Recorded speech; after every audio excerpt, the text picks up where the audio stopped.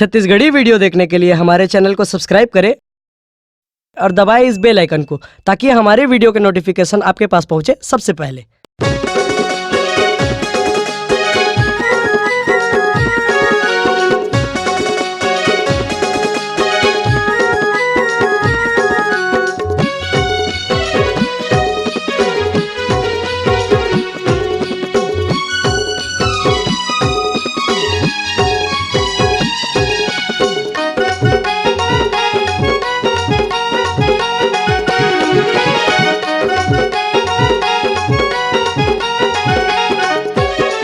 नोनी के दाई चल न जाबो, ए बाबू के दाई चल न जाबो।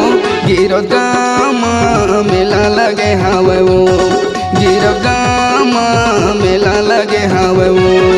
ई बाबू के दादा चल न जाबो, ई नोनी के दादा चल न जाबो। गिरो गाँव के मेला देखी आते हो, गिरो गाँव के मेला देखी आते हो। मेला लगे हावे, मेला लगे हावे, मेला लगे हावे वो। मेला देखी आतेन, मेला देखी आतेन, मेला देखी आतेन हो। ए नोनी के दाई चल न जाबो, ई बाबू के दादा चल न जाबो। गिरो गाम मेला लगे हावे वो। गिरो गाँव के मेला देखी आतेन हो।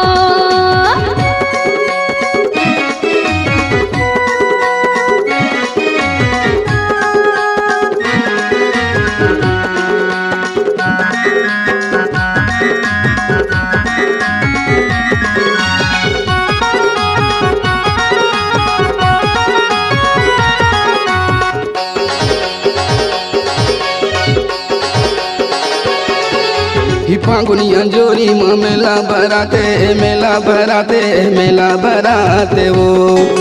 दुरिया दुरिया ले सब दर्शन बरिया थे, दर्शन बरिया थे, दर्शन बरा थे हो।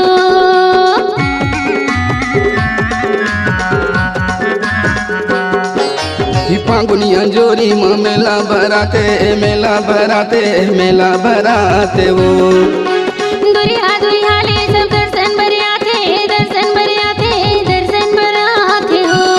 ए नोनी के दाई चल न जाबो, ए बाबू के दाई चल न जाबो। गिरो गाम मेला लगे हावे वो, गिरो गाम मेला लगे हावे वो। ई बाबू के दादा चल न जाबो, ई नोनी के दादा चल न जाबो। गिरो गाँव के मेला देखी आतेन हो, गिरो गाँव के मेला देखी आतेन हो।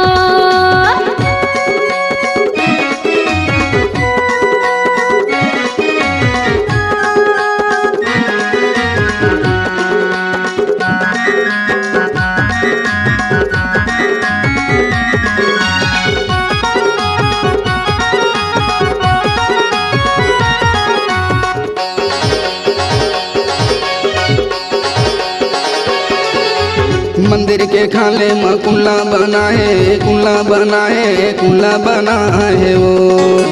चढ़े उतरे के सीढ़िया बना है, सीढ़िया बना है, सीढ़िया बना हवे हो।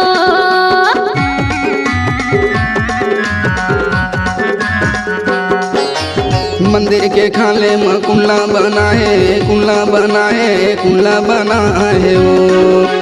चढ़े उतरे के सीढ़िया बना है, सीढ़िया बना है, सीढ़िया बना हवे हो। ए नोनी के दाई चल न जाबो, ए बाबू के दाई चल न जाबो। गिरो गाम मेला लगे हावे वो, गिरो गाम मेला लगे हावे वो।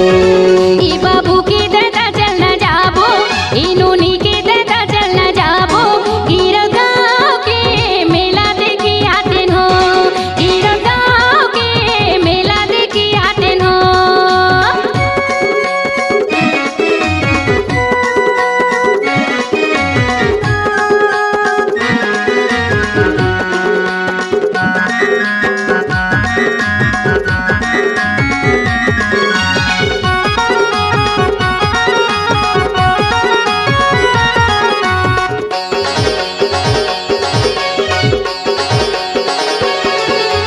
यौना दौरा तरे धुनी जला है, धुनी जला है, धुनी जला है वो। बेंद्रा